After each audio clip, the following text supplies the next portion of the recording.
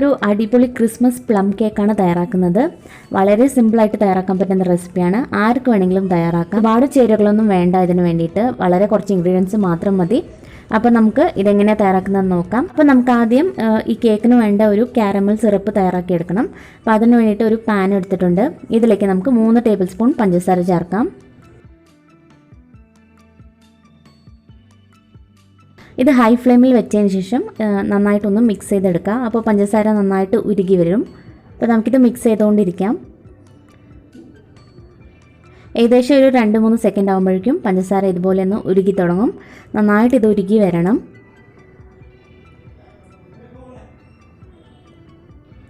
ഇത് നന്നായിട്ട് മെൽറ്റായി വരുന്നത് വരെ നമ്മൾ തീ ഹൈ ഫ്ലെയിമിൽ തന്നെ വെക്കണം. അപ്പോൾ ഏകദേശം പഞ്ചസാര ഒന്ന് മെൽറ്റായി കിട്ടി. നല്ലതുപോലെ ഇത് മിക്സ് ചെയ്ത് കൊടുക്കുക. അപ്പോൾ പതുക്കെ ഇതിൻ്റെ കളറ് മാറി കിട്ടും. ഇപ്പോൾ കണ്ടില്ല, ഏകദേശം നിറം മാറി തുടങ്ങി. കുറച്ചും കൂടി ഒന്ന് മാറി വരണം. ഇതുപോലെ നമ്മളിത് മിക്സ് ചെയ്യുന്നോറും ഈ സിറപ്പിൻ്റെ നിറം മാറി കിട്ടും. അപ്പോൾ നല്ലൊരു ഡാർക്ക് കളർ വരണം, എന്നാലേ നമ്മുടെ കേക്കിനും നല്ലൊരു ഡാർക്ക് കളർ കിട്ടുള്ളൂ. ഇപ്പോൾ ഏകദേശം ഇതിൻ്റെ കളർ മാറി മാറി വരുന്നുണ്ട്. കുറച്ചും കൂടി ഒന്ന് ഡാർക്ക് ആവാനുണ്ട്. അപ്പോൾ ഇത്രയും ആയാൽ മതി. നല്ലൊരു കളർ വന്നിട്ടുണ്ട്. ഇതിലേക്ക് നമുക്കിനി 1/2 കപ്പ് വെള്ളം ചേർക്കാം. അപ്പോൾ ഈ വെള്ളം ചേർക്കുന്ന സമയത്ത് തീ നല്ലതുപോലെ കുറച്ച് വെച്ചതിന് ശേഷം വേണം വെള്ളം ചേർക്കാൻ. പിന്നെ നമ്മൾ വെള്ളം ചേർത്ത ഉടനെ ഇതിങ്ങനെ കട്ട പിടിച്ച പോലെ ഇരിക്കും. പക്ഷേ അത് പേടിക്കേണ്ട ആവശ്യമില്ല. നമ്മൾ വീണ്ടും തീ കൂട്ടി വെച്ച് മിക്സ് ചെയ്ത് കൊടുത്താൽ ഇതെല്ലാം വീണ്ടും അലിഞ്ഞു വരും. നമുക്ക് നന്നായിട്ട് തീ കൂട്ടി വെച്ച് ഇത് നന്നായിട്ടൊന്ന് മിക്സ് ചെയ്ത് കൊടുക്കാം. ഇപ്പോൾ കണ്ടില്ല, നമ്മുടെ പഞ്ചസാരയുടെ കട്ടയൊക്കെ മാറി നല്ലതുപോലെ വെള്ളം പോലെ ആയിട്ടുണ്ട്. അപ്പോൾ നമ്മുടെ കാരമൽ സിറപ്പ് ഇവിടെ റെഡിയാണ്. അപ്പോൾ നമ്മുടെ സിറപ്പ് മാറ്റി വയ്ക്കാം. ഇനി ഞാനൊരു ബൗളിലേക്ക് കുറച്ച് ഡ്രൈ ഫ്രൂട്ട്സൊക്കെ എടുത്തിട്ടുണ്ട്. കുറച്ച് ഉണക്കമുന്തിരി എടുത്തിട്ടുണ്ട്. അതുപോലെ തന്നെ ടൂട്ടി ഫ്രൂട്ടിയും ചെറിയൊക്കെ നമുക്ക് ഉപയോഗിക്കാം. നമ്മുടെ കയ്യിൽ ഏതാണോ ഉള്ളത് അത് ഉപയോഗിക്കാം കേട്ടോ. ഇത് തന്നെ വേണമെന്നൊന്നുമില്ല. അപ്പോൾ കിട്ടുന്നത് ഏതാണോ ആ ഫ്രൂട്ട്സൊക്കെ നമുക്ക് ഇതിലേക്ക് ചേർക്കാം. ഇനി ഇതിലേക്ക് നമ്മൾ ഈ ചൂടോട് കൂടി തന്നെ ഈ സിറപ്പ് ഇതിലേക്ക് ഒഴിച്ചു കൊടുക്കാം. അപ്പോൾ ഇതുപോലെ സിറപ്പ് നമ്മൾ ഈ ഡ്രൈ ഫ്രൂട്ട്സിലേക്ക് ചേർക്കുമ്പോൾ നല്ലതുപോലെ ഇതൊന്ന് സോഫ്റ്റായി കിട്ടും. മാത്രമല്ല ഇപ്പോൾ നന്നായിട്ട് ഉള്ളിൽ കയറും. അപ്പോൾ നമുക്കുള്ള സ്റ്റെപ്സൊക്കെ ചെയ്യുന്നത് വരെ ഇതിങ്ങനെ തന്നെ ഈ സിറപ്പിൽ ഇതിങ്ങനെ മുങ്ങിയിരിക്കട്ടെ. അപ്പോൾ ഇതിന് പ്രത്യേകിച്ച് ഒരു കണക്കൊന്നുമില്ല, ഇത്ര നേരം വെക്കണമെന്നൊന്നുമില്ല. നമ്മൾ ബാക്കിയുള്ള കാര്യങ്ങളൊക്കെ ചെയ്യുന്നത് വരെ ഇത് മാറ്റി വെച്ചാൽ മതി. അപ്പോൾ നമുക്കിതിനി വേറൊരു സൈഡിലേക്ക് മാറ്റി വയ്ക്കാം. അപ്പോൾ നമുക്കിനി കേക്ക് ഏത് പാത്രത്തിലാണോ ഉണ്ടാക്കുന്നത് അതാദ്യം റെഡിയാക്കി വെക്കണം. അപ്പോൾ നമുക്ക് വീട്ടിലുള്ള ഏതെങ്കിലും ഒരു പാത്രം ഉപയോഗിക്കാം. ഞാനിപ്പോൾ ഒരു സ്റ്റീലിൻ്റെ ഒരു പാത്രമാണ് ഉപയോഗിച്ചിരിക്കുന്നത്. ഇതിലേക്ക് ഒന്നെങ്കിൽ ബട്ടർ പേപ്പർ ഇതുപോലെ കട്ട് ചെയ്ത് വെക്കാം. അതല്ലെങ്കിൽ നമ്മുടെ നോർമൽ പ്ലെയിൻ പേപ്പറില്ലേ അത് കട്ട് ചെയ്തതിന് ശേഷം കുറച്ച് ഓയിൽ പുരട്ടി വെച്ചാലും മതി. ആദ്യം പാത്രത്തിലേക്ക് നല്ലതുപോലെ ഓയിൽ വെച്ചതിന് ശേഷം വേണം ഈ ബട്ടർ പേപ്പർ ഇതിലേക്ക് വെച്ച് കൊടുക്കാനായിട്ട്. ഇനി നമുക്ക് കേക്കിന് വേണ്ട മൈദ ഒന്ന് അരിച്ചെടുക്കണം. അപ്പോൾ 1 കപ്പ് മൈദയാണ് എടുത്തിരിക്കുന്നത്. കൂടെ തന്നെ നമുക്ക് 1 ടീസ്പൂൺ ബേക്കിംഗ് പൗഡർ ചേർക്കാം. അതുപോലെ തന്നെ 1/2 ടീസ്പൂൺ ബേക്കിംഗ് സോഡയും കൂടി ചേർക്കാം. ഇതെല്ലാം കൂടിയിട്ട് നന്നായിട്ടൊന്ന് അരിച്ചെടുക്കണം. അപ്പോൾ ഇങ്ങനെ ചെയ്യുമ്പോൾ ഈ മൈദയിലേക്ക് കട്ടകളൊക്കെ കാണുമല്ലോ, അതൊക്കെ മാറാൻ വേണ്ടിയിട്ടാണ് നമ്മൾ ഇതുപോലെ ഒന്ന് അരിച്ചെടുക്കുന്നത്. ഇത് നിർബന്ധമായിട്ടും ഈ സ്റ്റെപ്പ് നിങ്ങൾ ചെയ്യണം. അപ്പോൾ നമ്മളിത് നന്നായിട്ട് അരിച്ചെടുത്തിട്ടുണ്ട്. അപ്പോൾ ഇതിനെ നമുക്ക് മാറ്റി വയ്ക്കാം. നമുക്കൊരു മിക്സിയുടെ ജാർ എടുക്കാം. ഇതിലോട്ട് 1/2 കപ്പ് പഞ്ചസാര ചേർക്കാം. ഇനി ഇതിലേക്ക് കുറച്ച് സ്പൈസസും കൂടി നമുക്ക് ചേർക്കണം. അപ്പോൾ ചെറിയൊരു കഷ്ണം കറുകപ്പട്ട ഇതിലേക്ക് ചേർക്കാം. ചെറിയൊരു പീസാണ്, ഇതുപോലെ 2ആയിട്ട് കട്ട് ചെയ്തെടുത്തിട്ടുണ്ട്, അതും കൂടി നമുക്ക് ചേർക്കാം. പിന്നെ 2 ഗ്രാമ്പു ചേർക്കാം. ഇനി ഇതിലേക്ക് ഒരു ഏലക്കയും കൂടി ചേർക്കാം. ഏലക്കയുടെ അകത്തുള്ള ഈ മുഴുവനായിട്ട് ചേർക്കാതെ ഇതിൻ്റെ അകത്തുള്ളത് മാത്രം ഇതിലേക്ക് ചേർത്താൽ മതി. ഇനി ഇത് നന്നായിട്ടൊന്ന് പൊടിച്ചെടുക്കണം. ഇനി ഇതിൻ്റെ കൂടെ ജാതിക്ക ഉണ്ടെങ്കിൽ ഒരു കഷ്ണം ജാതിക്കയും കൂടി ചേർക്കാം. ഞാനിപ്പോൾ ഇല്ലാത്തതുകൊണ്ട് ചേർക്കുന്നില്ല. അപ്പോൾ പഞ്ചസാര നമ്മൾ പൊടിച്ചെടുത്ത് കഴിഞ്ഞു. ഇനി ഇതിലേക്ക് 2 മുട്ട പൊട്ടിച്ചൊഴിക്കാം. ഇപ്പോൾ 2 മുട്ടയും കൂടി ചേർത്തതിന് ശേഷം വീണ്ടും ഒന്ന് നന്നായിട്ട് അടിച്ചെടുക്കുക. ഏകദേശം ഒരു 3-4 സെക്കൻഡ് അടിച്ചെടുത്താൽ മതി. എല്ലാം കൂടി ഒന്ന് മിക്സായി കിട്ടണം, അത്രേ വേണ്ടൂ. അപ്പോൾ നമ്മളിത് മിക്സ് ചെയ്തെടുത്തു. ഇനി ഇതിലേക്ക് 1/2 കപ്പ് ഓയിലും കൂടി ചേർക്കാം. റിഫൈൻഡ് ഓയിലാണ് ഉപയോഗിക്കുന്നത്. അപ്പോൾ അതും കൂടി നമുക്ക് ചേർത്ത് വീണ്ടും ഒന്ന് മിക്സ് ചെയ്തെടുക്കാം. ജസ്റ്റ് ഒരു 3-4 സെക്കൻഡ് അടിച്ചെടുത്താൽ മതി കേട്ടോ, ഒരുപാട് നേരിട്ട് അടിച്ചെടുക്കണ്ട. ഇനി ഇതിലേക്ക് 1 ടീസ്പൂൺ വാനില എസൻസും കൂടി ചേർത്ത് വീണ്ടും ഒന്ന് അടിച്ചെടുക്കാം. അപ്പോൾ നമ്മളിത് അടിച്ചെടുത്തു. ഇനി ഇതിലേക്ക് നമ്മൾ മൈദയാണ് ചേർക്കേണ്ടത്.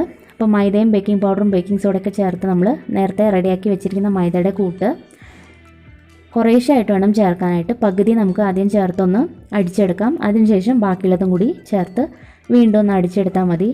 മുഴുവനായിട്ട് ചേർത്ത് അടിച്ചെടുക്കരുത്. പിന്നെ നമ്മൾ ഈ മൈദ ചേർത്തതിന് ശേഷം ഒരുപാട് സമയത്ത് അടിക്കരുത്. ജസ്റ്റ് ഒരു 3-4 സെക്കൻഡ് എല്ലാം കൂടി ഒന്ന് യോജിപ്പിച്ച് കിട്ടാൻ വേണ്ടി മാത്രം ഒന്ന് അടിച്ചെടുത്താൽ മതി. അപ്പോൾ ഞാൻ അങ്ങനെ അടിച്ചെടുത്തു. ബാക്കിയുള്ള മൈദയും കൂടി നമുക്ക് ചേർത്ത് വീണ്ടും ഒന്ന് അടിച്ചെടുക്കാം. അപ്പോൾ 2 ബാച്ചായിട്ട് വേണം നമ്മളിത് ഇട്ട് അടിച്ചെടുക്കാനായിട്ട്. അപ്പോൾ നമ്മളിത് അടിച്ചെടുത്തിട്ടുണ്ട്. ഇപ്പോൾ കണ്ടില്ലേ, നമ്മുടെ കേക്കിൻ്റെ ബാറ്റർ റെഡിയാണ്. നല്ലതുപോലെ ഒട്ടും കട്ടയില്ലാത്ത വിധം നമ്മൾ അരച്ചെടുത്തു. ഇനി നമ്മൾ നേരത്തെ കാരമൽ സിറപ്പിൽ സോക്ക് ചെയ്ത് വെച്ചിരിക്കുന്ന ഡ്രൈ ഫ്രൂട്ട്സൊക്കെ ഒന്ന് നന്നായിട്ടൊന്ന് സോഫ്റ്റായി കിട്ടിയിട്ടുണ്ട്.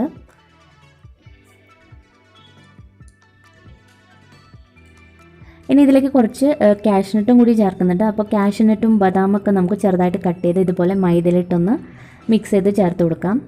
അപ്പോൾ കാഷ്നട്ടും ബദാമൊക്കെ നമ്മൾ മൈദയിലിട്ട് മിക്സ് ചെയ്ത് ചേർത്താൽ മതി. കാരണം ഇത് നല്ല ക്രിസ്പി ആയിട്ടിരിക്കും. നമ്മൾ ഈ സിറയ്ക്ക് നേരത്തെ ഇട്ട് കഴിഞ്ഞാൽ ഒരുപാടങ്ങ് സോഫ്റ്റ് പോകും. അപ്പോൾ അതുകൊണ്ടാണ് ഇതുപോലത്തെ നട്ട്സൊക്കെ നമ്മൾ സെപ്പറേറ്റ് ആയിട്ട് ഇടുന്നത്. ഇനി ഇതിലേക്ക് നമ്മൾ അരച്ച് വെച്ചിരിക്കുന്ന ഈ പേസ്റ്റ് ഇതിലേക്ക് ചേർത്ത് ഒന്ന് യോജിപ്പിച്ചെടുക്കണം.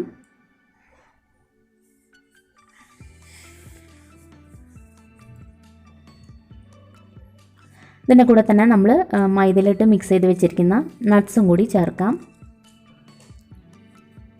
ഇതിലേക്ക് നമ്മൾ ഓറഞ്ച് ജ്യൂസോ അതുപോലെ ഓറഞ്ചിൻ്റെ തൊലിയൊന്നും ചേർക്കുന്നില്ല. എന്നാൽ പോലും നല്ല ടേസ്റ്റിയാണ് ഈ കേക്ക്. ഇതെല്ലാം കൂടി നന്നായിട്ടൊന്ന് മിക്സ് ചെയ്തെടുക്കാം. ഒരേ ഡയറക്ഷനിലിട്ട് വേണം മിക്സ് ചെയ്തെടുക്കാനായിട്ട്. അപ്പോൾ നമ്മുടെ കേക്ക് ബാറ്റർ ഇവിടെ റെഡി ആയിട്ടുണ്ട്. നന്നായിട്ട് മിക്സ് ചെയ്തെടുത്തിട്ടുണ്ട്. ഇനി നമുക്ക് കേക്ക് തയ്യാറാക്കി തുടങ്ങാം. അപ്പോൾ അതിന് വേണ്ടിയിട്ട് നമ്മുടെ കേക്ക് ടിൻ നേരത്തെ നമ്മൾ റെഡിയാക്കി വെച്ചല്ലോ, ഇതിലേക്ക് നമ്മുടെ ഈ കേക്കിൻ്റെ ബാറ്റർ ഒഴിച്ചു കൊടുക്കാം.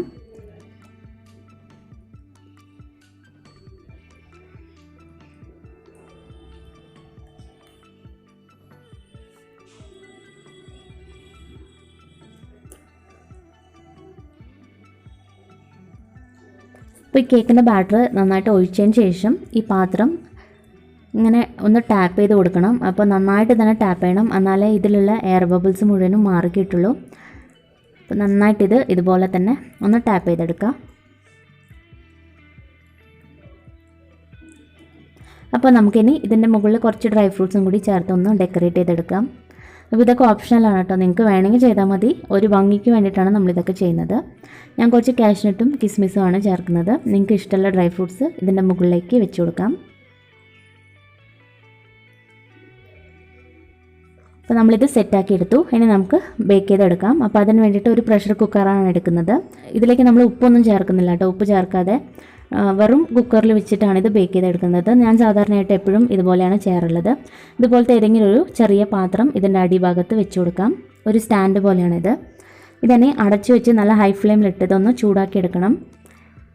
അപ്പോൾ കുക്കറിൽ നിന്നും നല്ലതുപോലെ പുക വരണം. ഏകദേശം ഒരു 5 മുതൽ 10 മിനിറ്റ് എടുക്കും ഈ കുക്കർ നന്നായിട്ടൊന്ന് ചൂടാക്കി കിട്ടാനായിട്ട്. അപ്പോൾ ഞാൻ അങ്ങനെ ചൂടാക്കി എടുത്തു. ഇപ്പോൾ കണ്ടില്ലേ, നല്ലതുപോലെ ചൂടാണ് കുക്കർ. ഈ സമയത്ത് നമ്മൾ തയ്യാറാക്കി വെച്ചിരിക്കുന്ന കേക്ക് ടിന്ന് പതുക്കെ കുക്കറിൻ്റെ അകത്തേക്ക് വെച്ച് കൊടുക്കാം. അപ്പോൾ നല്ല ചൂടാണ് കേട്ടോ, അപ്പോൾ നിങ്ങൾ ശ്രദ്ധിച്ചിട്ട് വേണം വെച്ച് കൊടുക്കാനായിട്ട്. അപ്പോൾ നമ്മളിത് വെച്ചു. കുറച്ചും കൂടി ടൂട്ടി ഫ്രൂട്ടി ഇതിൻ്റെ മുകളിലായിട്ട് ചേർക്കുന്നുണ്ട്. നേരത്തെ മറന്നു പോയതാണ്. അപ്പോൾ ഇതിനെ അടച്ച് വെച്ച് നമുക്ക് ബേക്ക് ചെയ്തെടുക്കാം. ഇത് അടച്ച് വെച്ചതിന് ശേഷം 5 മിനിറ്റ് നല്ല ഹൈ ഫ്ലെയിമിലിട്ട് ബേക്ക് ചെയ്യണം. അതിനുശേഷം ഒരു മീഡിയം ഫ്ലെയിമിലിട്ട് ഒരു 40 മിനിറ്റ് മീഡിയം ടു ലോ ഫ്ലെയിമിലിട്ട് വേവിച്ചെടുത്താൽ മതി. ഒരു 40 മിനിറ്റിനുള്ളിൽ നമ്മുടെ കേക്ക് റെഡിയാവും. അപ്പോൾ 40 മിനിറ്റിന് ശേഷം നമുക്കിതൊന്ന് തുറന്ന് നോക്കാം. അതിൻ്റെ ഇടയ്ക്കൊന്നും നിങ്ങളിത് തുറന്ന് നോക്കരുത്. ഒരു 40 മിനിറ്റ് എന്തായാലും വെയിറ്റ് ചെയ്യണം. അതിനുശേഷം തുറന്ന് നോക്കിയാൽ മതി. ഇതിപ്പോൾ ഒരു 40 മിനിറ്റായി. നമുക്ക് തുറന്ന് നോക്കാം. ഞാൻ മീഡിയം ഫ്ലെയിമിലാണ് വെച്ചിരുന്നത്, മീഡിയം ടു ലോ കേട്ടോ. ഇപ്പോൾ നമ്മുടെ കേക്ക് കണ്ടില്ല, നല്ലപോലെ ബേക്കായി വന്നിട്ടുണ്ട്, നല്ലതുപോലെ പൊങ്ങി വന്നിട്ടുണ്ട്. ഇനി നമുക്കൊരു ഇത് വെന്തോന്നൊന്ന് ചെക്ക് ചെയ്ത് നോക്കാം. ഒരു കത്തി വെച്ച് കുത്തി കൊടുത്താൽ മതി. നമുക്കിതിന് നടുക്കായിട്ടൊന്ന് കുത്തി നോക്കാം ശരിക്കിത് വെന്തോന്ന്.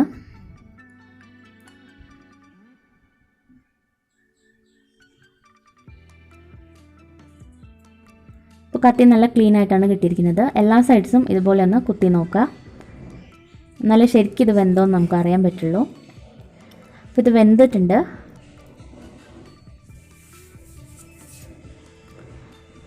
അപ്പോൾ നമ്മുടെ കേക്ക് റെഡിയാണ്. ഇനി നമുക്ക് സ്റ്റവ് ഓഫ് ആക്കാം. ഇതിനി നന്നായിട്ടൊന്ന് തണുക്കണം. തണുത്തതിന് ശേഷം നമുക്കിത് പതുക്കെ ഈ കുക്കറിൽ നിന്നും എടുത്തു മാറ്റാം.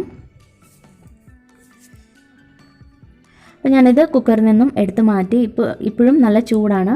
ഇത് നന്നായിട്ട് തന്നെ തണുക്കണം. ഒരു 2-3 മണിക്കൂറെങ്കിലും നമ്മളിതിങ്ങനെ തന്നെ തണുക്കാൻ വെച്ചതിന് ശേഷം എടുക്കുകയാണെങ്കിൽ നല്ല കേക്ക് നല്ല ടേസ്റ്റും ആയിരിക്കും, നല്ല സോഫ്റ്റും ആയിരിക്കും. അപ്പോൾ ഇത് ഒരു 3 മണിക്കൂറിന് ശേഷമാണ് ഞാനിപ്പോൾ ഇത് എടുക്കുന്നത്. ഇപ്പോൾ കണ്ടില്ല, നല്ലതുപോലെ ചൂടാറി കേക്ക് നല്ല സോഫ്റ്റാണ്. നമുക്കിതിനി പതുക്കെ ഈ പാത്രത്തിൽ നിന്നും എടുത്ത് മാറ്റാം. അപ്പോൾ ഇതെടുക്കാൻ വളരെ എളുപ്പമാണ്. നമ്മൾ ഈ കട്ട് ചെയ്ത് വെച്ചിരിക്കുന്ന പേപ്പർ പതുക്കെ ഒന്ന് പൊന്തിച്ചു കൊടുത്താൽ മതി. പെട്ടെന്ന് തന്നെ ഇത് ഇളക്കിയെടുക്കാൻ പറ്റും.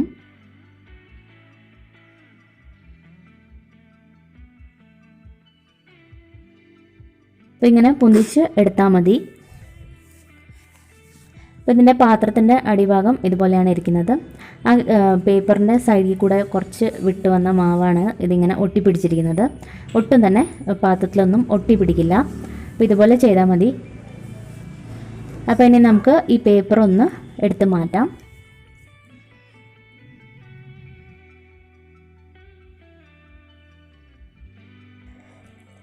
ഇനി ഇതിൻ്റെ അടിഭാഗത്തുള്ള പേപ്പറും കൂടി നമുക്ക് പതുക്കെ ഒന്ന് എടുത്ത് മാറ്റണം. നല്ല സോഫ്റ്റാണ് ഈ കേക്ക്, നമുക്ക് തൊടുമ്പോൾ തന്നെ മനസ്സിലാവും. ഒട്ടും തന്നെ കരിഞ്ഞൊന്നും പോയിട്ടില്ല, നല്ല പാകത്തിന് ശരിക്കും വെന്ത് കിട്ടിയിട്ടുണ്ട്. അപ്പോൾ നമുക്ക് ഈ അടിഭാഗത്തുള്ള പേപ്പറും കൂടി പതുക്കെ ഒന്ന് ഇളക്കി മാറ്റാം.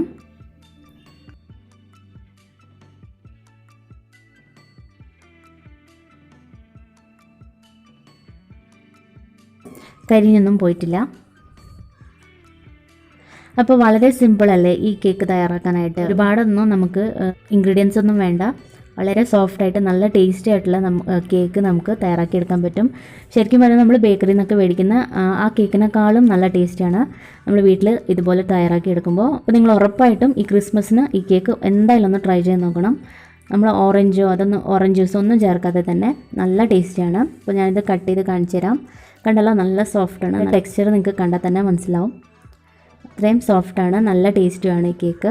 പിന്നെ ഒരുപാട് ചേരുവകളൊന്നും വേണ്ടല്ലോ, നമ്മൾ സാധാരണയായിട്ട് നമുക്ക് കടയിൽ നിന്നൊക്കെ കിട്ടുന്ന ആ ഇൻഗ്രീഡിയൻസ് മാത്രമാണ്. അപ്പോൾ നിങ്ങൾ ഉറപ്പായിട്ടും ഇതൊന്ന് ട്രൈ ചെയ്ത് നോക്കണം. അപ്പോൾ ട്രൈ ചെയ്തിട്ട് നിങ്ങളുടെ അഭിപ്രായങ്ങളൊക്കെ അറിയിക്കണം. അതുപോലെ ചാനൽ ആദ്യമായിട്ട് കാണുന്നവർ സബ്സ്ക്രൈബ് ചെയ്യാനും മറക്കരുത്. താങ്ക്